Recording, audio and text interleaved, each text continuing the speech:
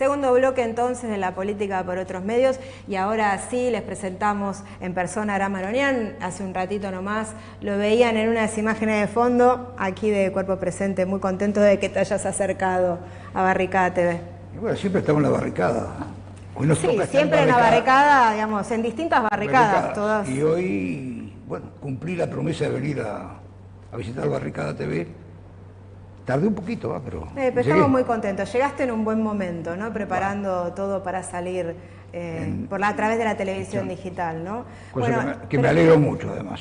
Sí, nosotros y esto también. Se dio porque la pelearon todos los días, y la única forma de lograr las cosas es peleándolo en la calle, no hay otra forma. Y es cierto, ¿no? Parte de, bueno, estuve leyendo algunos de tus materiales y parte de la discusión tiene que ver con si la plata resuelve todo o no. ¿No? Y bueno, es cierto que también la plata sin voluntad de pelearla no alcanza, digo, por eso tampoco es que hubo tantos medios populares en este último tiempo, pero no me quiero adelantar porque ahora enseguida vamos a hablar con eso.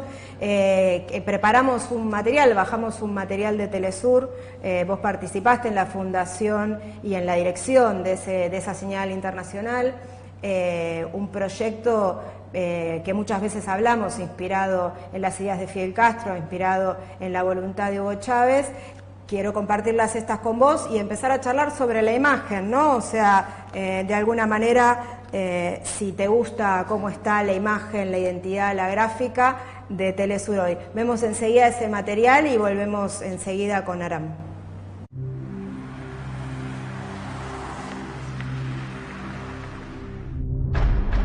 Antes de nacer, nuestro propósito ya estaba bien definido.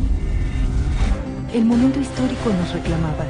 Rápidamente logramos abrirnos paso hasta convertirnos en una referencia mundial en la nueva era de la comunicación.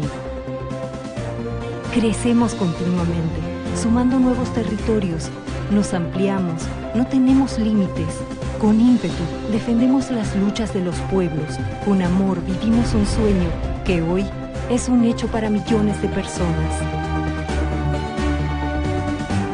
Cada jornada con esmero demostramos que nuestras palabras son fieles a la realidad. Nuestro protagonista eres tú.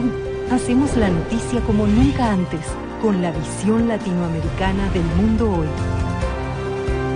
Caminamos con la certeza de que lo estamos haciendo bien y luego de 10 años, seguimos firmes en nuestra misión. Bienvenidos a Telesur. De inmediato las informaciones. Telesur. Nuestro norte es el sur. Durante el día, los hechos y sus consecuencias marcan la noticia. Nosotros te ofrecemos las herramientas para comprenderlo. El contexto informativo con visión latinoamericana. Edición central. La noticia más allá de lo que otros pueden ver. Telesur. La señal informativa de América Latina.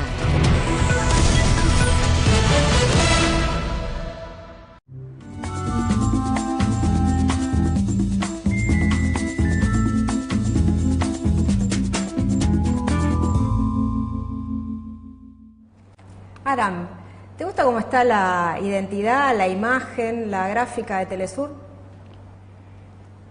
Mira, yo creo que hay algunos problemitas anteriores a eso como para que definan una imagen, una identidad. Primero el problema de identidad. O sea, creo que el problema de copiar formatos y no tener agenda propia lleva a una identidad que no es propia. Si vos sos reactivo permanentemente a lo que dice el enemigo, a la agenda del enemigo, estás copiando la agenda del enemigo, no estás dando a difusión tu propia agenda, entonces estás copiando también los formatos y las formas de expresión del enemigo. Entonces creo que una de las brújulas que hay que mantener siempre es conservar la agenda propia y los formatos propios. O sea, en general el problema es no perder los hilos en esto de que hay que ser competitivo.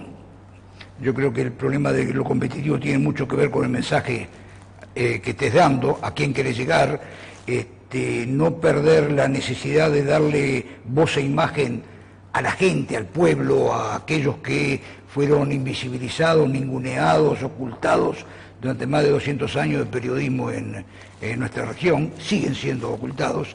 Seguimos haciendo entrevistas a dirigentes y no a la gente que trabaja. No vamos a los movimientos sociales. Creo que es una forma de no asimilar lo que habíamos logrado en un principio en Telesur, que es tener una agenda propia, un vocabulario propio y una forma de estética diferente.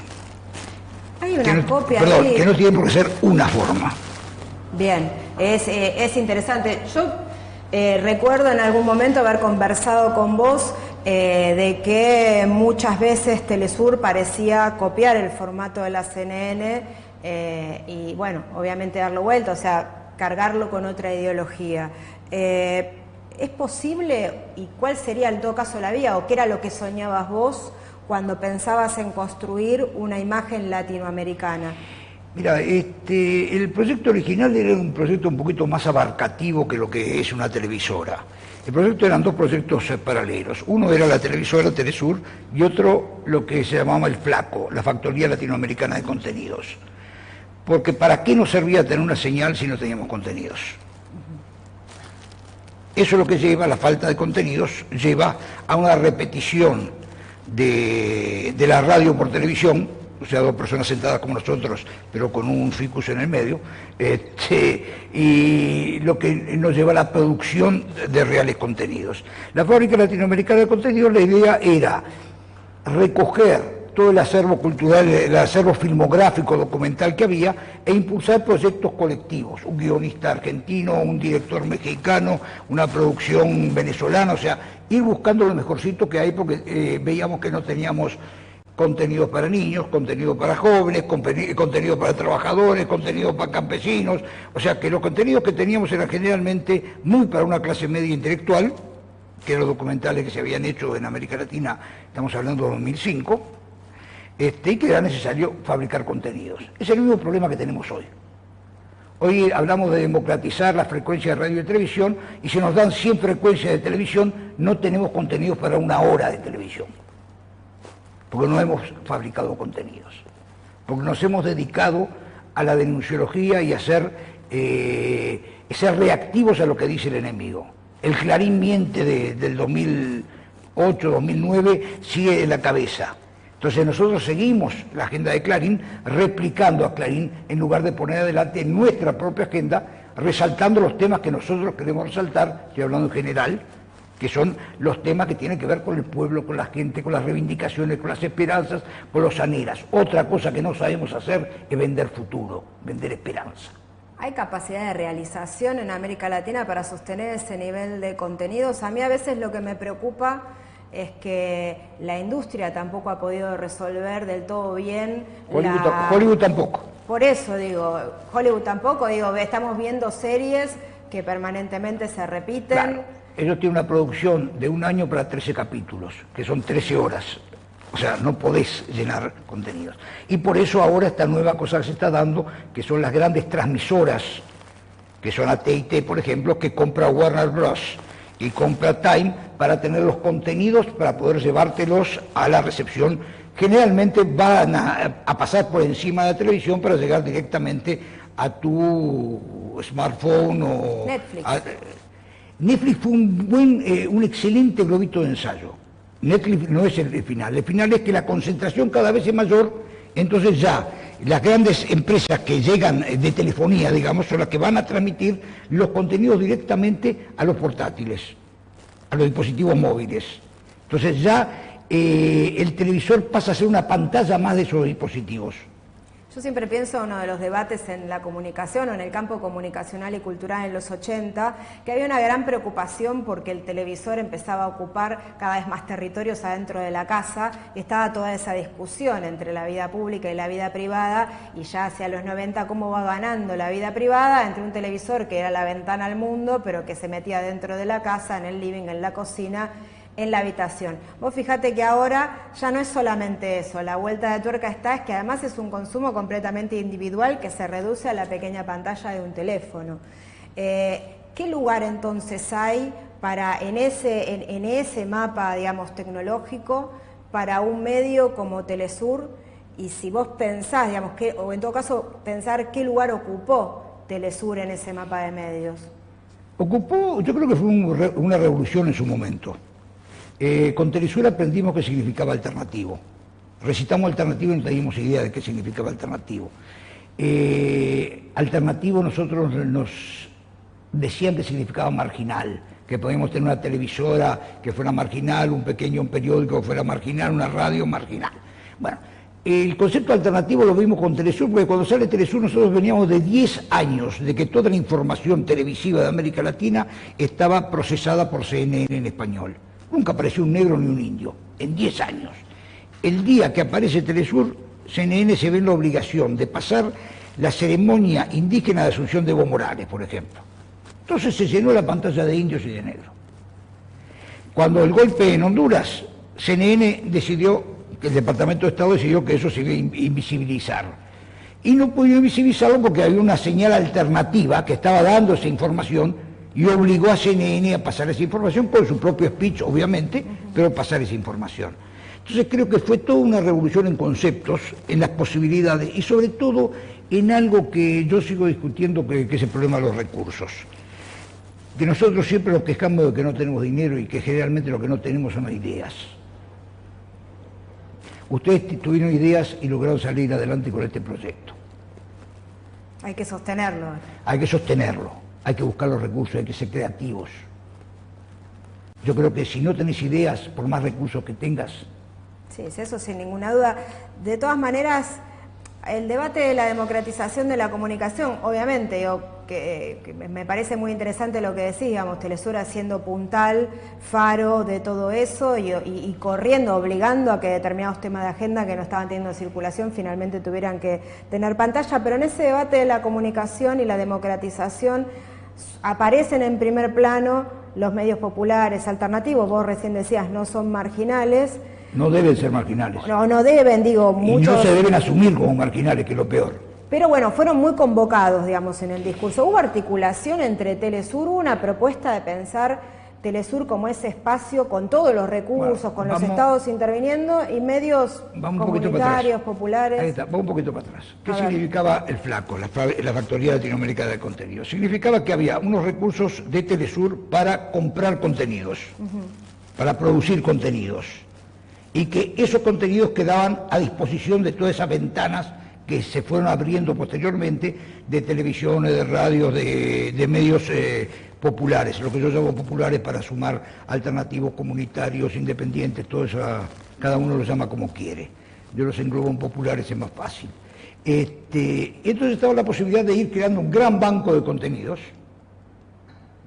que nunca se formó, nunca estuvo, que estuviera a disposición de todo eso. Entonces ibas creando una cantidad de contenidos que estén a disposición de una cantidad de medios que no tienen medios para poder tener esos contenidos. Eso no se hizo. Y si querés ir un poquito más adelante, nosotros creímos que democratización significaba la sanción de una ley. La ley sirve para no respetarla. Una ley es un marco legal que permite hacer cosas que antes estaban prohibidas. Pero si no hay fomento del Estado para que esa ley se cumpla y para que realmente se democratice la comunicación, pasa lo que pasó. Se perdieron 6 años sin hacer nada porque no hubo voluntad política de los funcionarios del gobierno para llevar adelante esa ley. Y no hubo fuerza desde abajo para impulsar, porque hubo mucha gente que logró sacar su licencia de radio y estuvo conforme, ya estaba la ley cumplida, digamos.